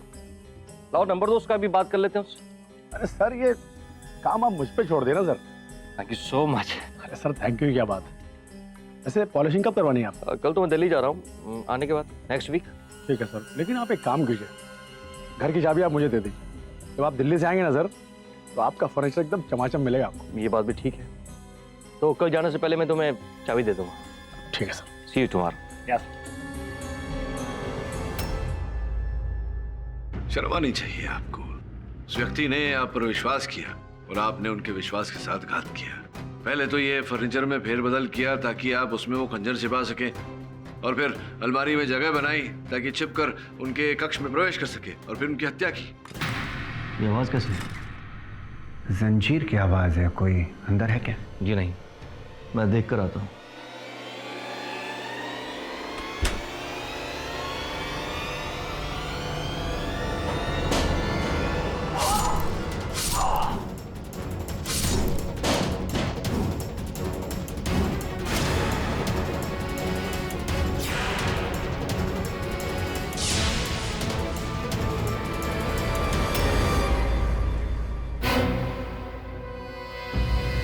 नहीं सर, मैं मानता हूं कि मैंने फर्नीचर में गड़बड़ी करवाई थी, लेकिन मैंने आयुष्मान जी का खून नहीं किया। देखिए अभय जी, अब झूठ बोलने का कोई लाभ नहीं है। सारे पत्ते आपके खुल चुके हैं। नहीं जज साहब, मेरा यकीन कीजिए, मैंने खून नहीं किया। सच तो ये है कि आप ही ने ये मनगढ़ंत कहानी बनाई थी इस शापित खंजर की, क्योंकि आप ही जाते थे वहां स्टोर रूम में, वहां से कीमती सामान चुराते थे, और आप नहीं चाहते थे कि इस बारे में कोई आपसे प्रश्न करे। वकील साहब, मैं मानता हूँ मैंने चोरी की, लेकिन मैंने खून नहीं किया। वकील साहब, मैंने खून नहीं किया। आपने हत्या नहीं की तो फिर किसने की हत्या? कौन है हत्यारा? अरे बोलिए, कौन है हत्यारा? माफ करना शेखर जी, अब मैं आपको और नहीं बचा सकता।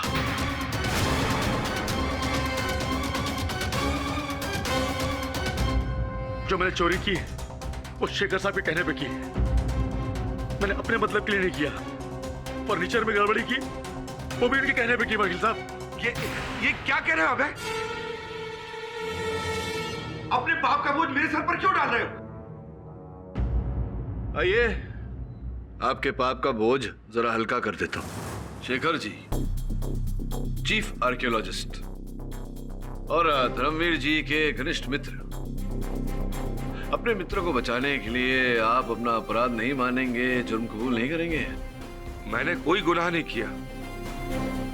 ये अभय झूठ बोल रहा है। नहीं वकील साहब, मैं झूठ नहीं बोल रहा हूं। इस गद्दारी के लिए शेखर साहब मुझे अच्छी कीमत दे चुके हैं। चाहे तो आप मेरा बैंक अकाउंट चेक कर सकते हैं। ये मेरे अकाउंट में हर महीने 50,000 रुपए जमा करवाते थे। 50,000 रुपए माहवारी? अर्थात आपसे भी ले रहे थे माहवारी और वहाँ पैलेस से भी? जज साहब ये झूठ बोल रहा है। इसने खुद मुझसे 50,000 रुपए उधार मांगे थे, ये कहकर कि ये वापस लौटा देगा। इसे किसी जरूरी काम के लिए चाहिए थे। उधार लिए थे? जी। उधार लिए थे आपने? कितने महीनों से मिल रहे थे पैसे? जी पिछले 6 महीने से। 6 महीनों से? 6 महीनों से आप 50,000 रुपये? तो सोचने वाली बात है योर ऑनर कि अगर कोई व्यक्ति किसी से उधार मांगता है तो एक बार मांगेगा, 2 बार मांगेगा, किंतु आप तो 6 महीने से लगातार 50,000 रुपये दिए जा रहे हैं। अवश्य कोई विशेष काम रहा होगा।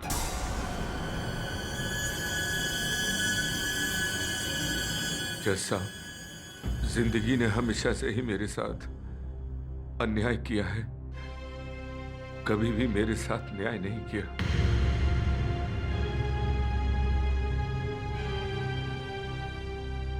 जब मैं स्कूल में पढ़ता था तो मेरे पिताजी के पास स्कूल की फीस भरने के पैसे भी नहीं होते थे। मैंने स्कॉलरशिप लेकर किसी तरह स्कूल की पढ़ाई पूरी की। सुबह अखबार बेचता था और दोपहर में कॉलेज जाता था।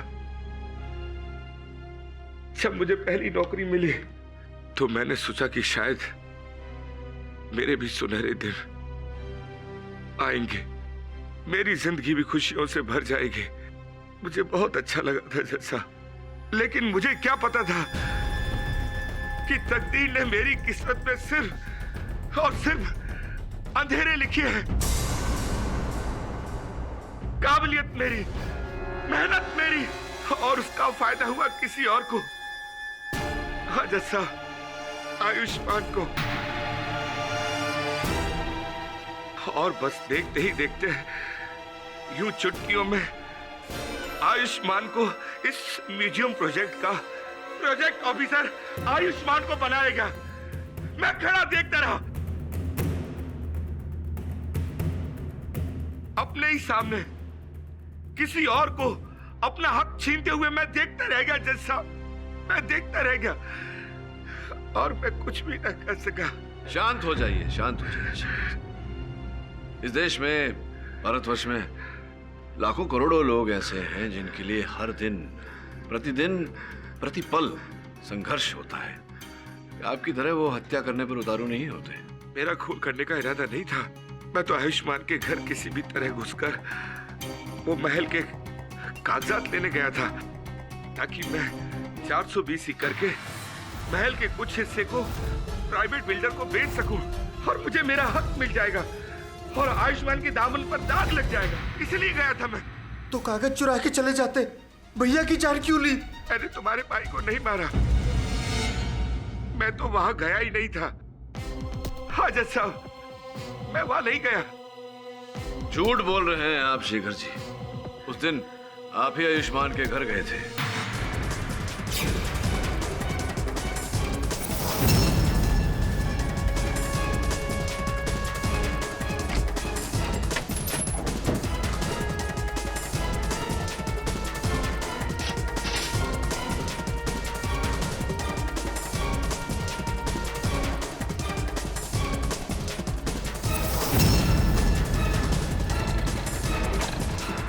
आप ये क्यों नहीं समझ रहे हैं कि वो महल ही हमारी कमाई का एकमात्र जरिया है? देखिए मैंने आपसे कहा ना, इसमें मैं आपकी ये आवाज़ कैसी है?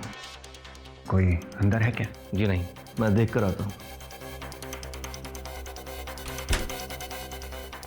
कौन है? कौन है?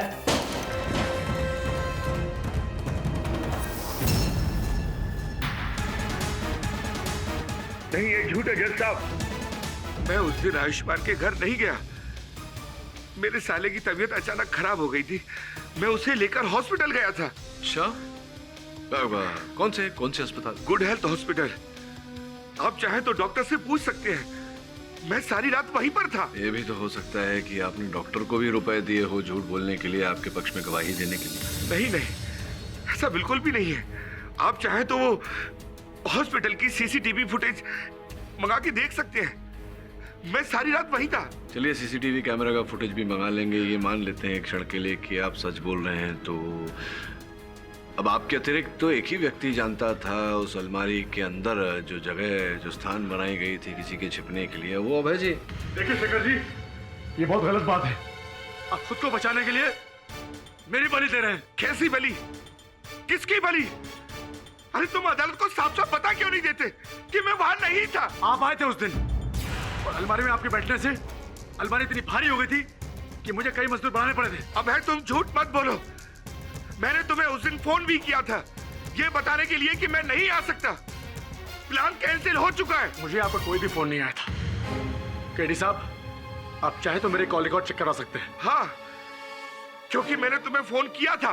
तुम्हारा फोन बार बार नॉट रीचेबल आ रहा था, तो इसमें मैं क्या कर सकता हूँ? मेरी क्या गलती है जज साहब? लेकिन मैं आपको अलमारी में बैठाकर आयुष्मान जी घर पे ले गया था और आप छीके भी थे। छीके थे क्या? जी हाँ, और मैंने आपको मना भी किया था कि आप आवाज मत कीजिए, नहीं तो मुसीबत आ जाएगी। जब मैं अलमारी में बैठा ही नहीं तो ये इल्जाम कैसे लगा सकते हैं?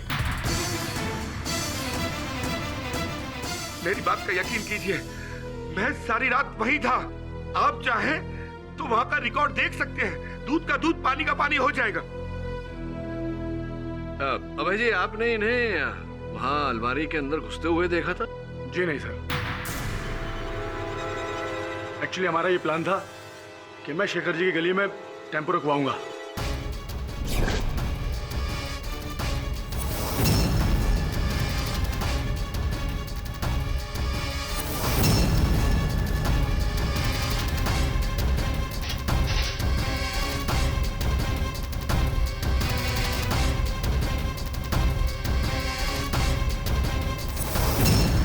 आपको कैसे पता कि दबे पांव आए और पीछे बैठ के देखा था या नहीं देखा था? जी नहीं, मैं ड्राइवर के साथ आगे बैठा हुआ था। जब इसने मुझे अलमारी में बैठते हुए देखा ही नहीं तो ये मुझ पर इल्जाम कैसे लगा सकता है? शेखर जी, आपके अलावा और कौन जानता था कि अलमारी में छिपने की जगह है? तो क्या ये फर्नीचर वाला के बैठेगा क्या? एक बात बताइए, आपके और अभय जी के अतिरिक्त उस अलमारी के बारे में और कोई जानता था? नहीं, किसी को नहीं पता है। याद करिए, अगर किसी और को बताई होगी बात। हाँ हाँ शेखर जी, याद कीजिए, अच्छी तरह याद कीजिए, बहुत समय है हमारे पास। याद आया, मैंने उस दिन अभय को फोन किया था। जब अभय का फोन नहीं लगा तो मैंने करणवीर से रिक्वेस्ट की कि वो अभय से मिले और उसको कहे कि हमारा प्लान कैंसिल हो चुका है। किससे? करणवीर से।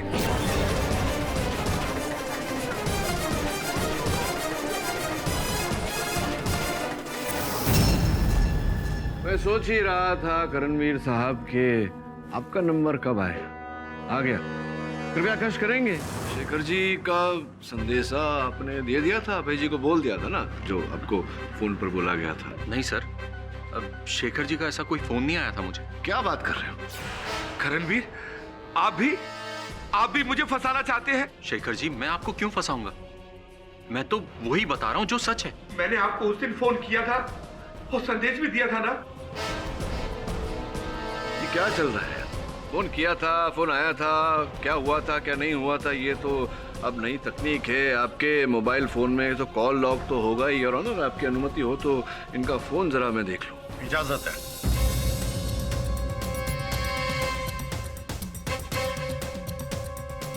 हाँ, ये देखिए, ये आप ही का नंबर है? जी।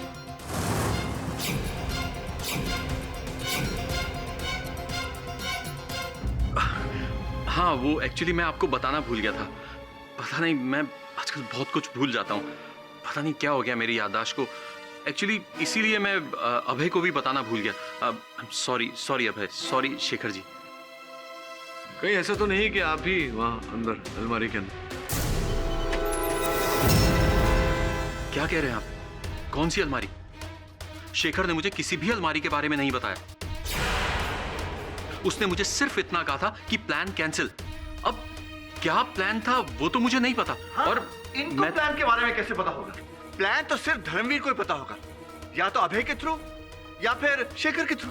नहीं, अगर धर्मवीर को इस योजना के बारे में ज्ञान होता तो ये वहां से भाग जाता ना, पुलिस के आने तक वहीं खड़ा नहीं रहता। और वैसे इस योजना के बारे में तो कर्मवीर भी जानते थे। क्यों, आप जानते थे ना? ये सब बकवास है, झूठ है, ये मुझे फंसाने की साजिश है। राजवीर जी, आप कुछ करते क्यों नहीं? मैं निर्दोष हूं। अब वो क्या करेंगे, कुछ नहीं कर सकते। वैसे आप बच गए थे। उस दिन आपका जीवन बच गया था जब पुलिस ने गोली चलाई थी। पुलिस की गोलियां? पुलिस ने गोलियां चलाई थी ना आप पर, 2। जब आप ये खंजर चुराने का प्रयास कर रहे थे, भूल गए आप?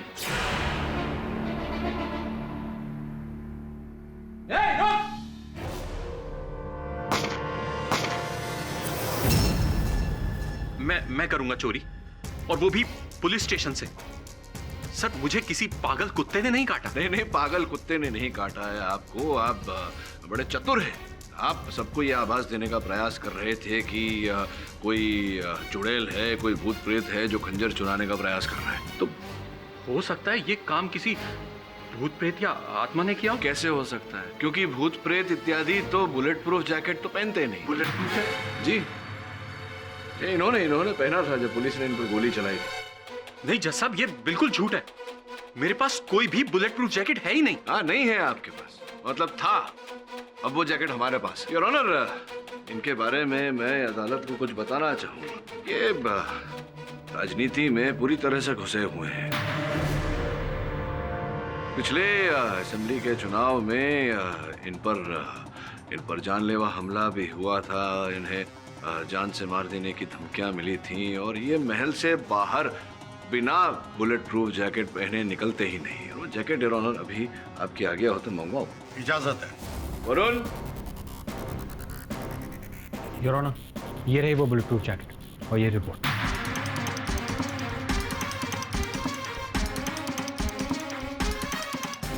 योर ऑनर, इस रिपोर्ट के अनुसार इनके बुलेट प्रूफ जैकेट में 2 स्लग्स पाए गए हैं 0.4 कैलिबर के। और इस रिपोर्ट से स्पष्ट होता है कि पुलिस ने इन पर इसी कैलिबर की 2 गोलियां चलाई थी। अब बताइए। इस तरह आप मेरे घर में घुस नहीं सकते, और वो भी बिना सर्च वारंट के। मैं आपके ऊपर केस कर दूंगा केटी पाठक साहब। पुलिस ने जो गोली चलाई और उसकी रिपोर्ट हमने निकलवाई, अब ये सब संयोग तो हो नहीं सकता। योर ऑनर, इन पर संदेह मुझे उसी समय हो गया था जब वॉचमैन ने मुझे बताया कि आयुष्मान की जिस रात हत्या हुई ये घर पर थे ही नहीं। मुंह खोलिए, बोलने का समय आ गया है। हाँ, ये सच है कि आयुष्मान को मैं नहीं मारा।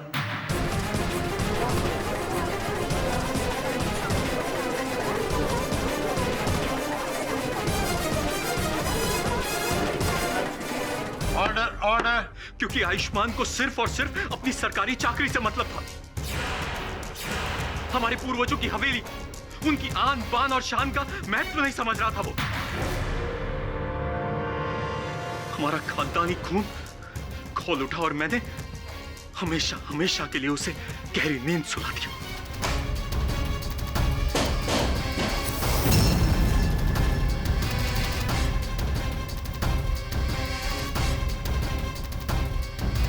और वो शाही खंजर, उसे कैसे गायब करते थे? वो खंजर कभी अपनी जगह से हिला ही नहीं था।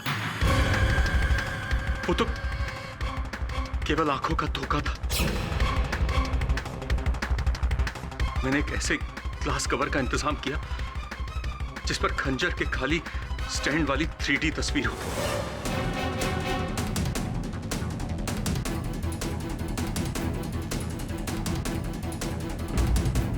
जब भी हम उस खंजर के खाली ग्लास कवर को स्टैंड के ऊपर रखते तो सामने वाले को ऐसा लगता कि खंजर गायब हो चुका है।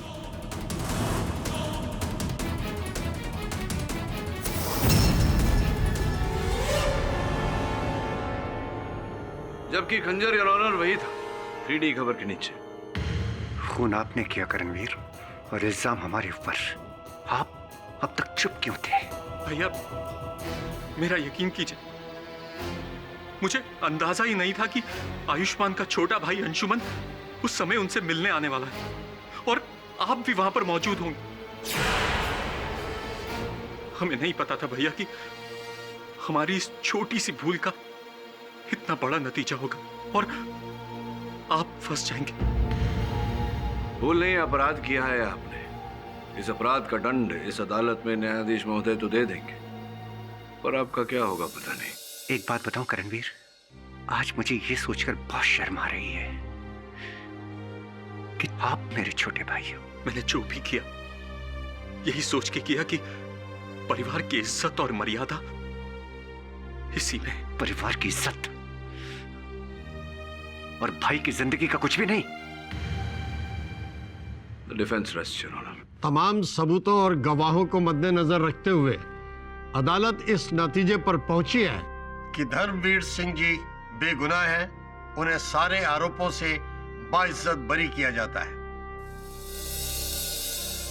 लेकिन कर्मवीर सिंह को अंशुमन खन्ना की हत्या का दोषी पाया जाता है। लिहाजा ताज़रात हिंद दफा 302 के तहत उन्हें उम्र कैद की सजा सुनाई जाती है।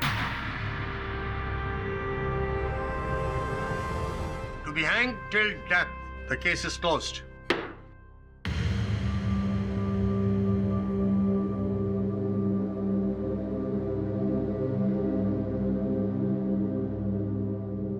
राठौर साहब आज्ञा दीजिए। वाह पाठक साहब, ये गुत्थी भी आपने सुलझा दी। अब अगली पहल? अब क्या पहल राठौर साहब, थक गया हूँ। सोच रहा हूँ गोवा जाके छोटी सी कुटिया ले लूं, ब्याह कर लूं, बच्चे बच्चे कर लूं। वैसे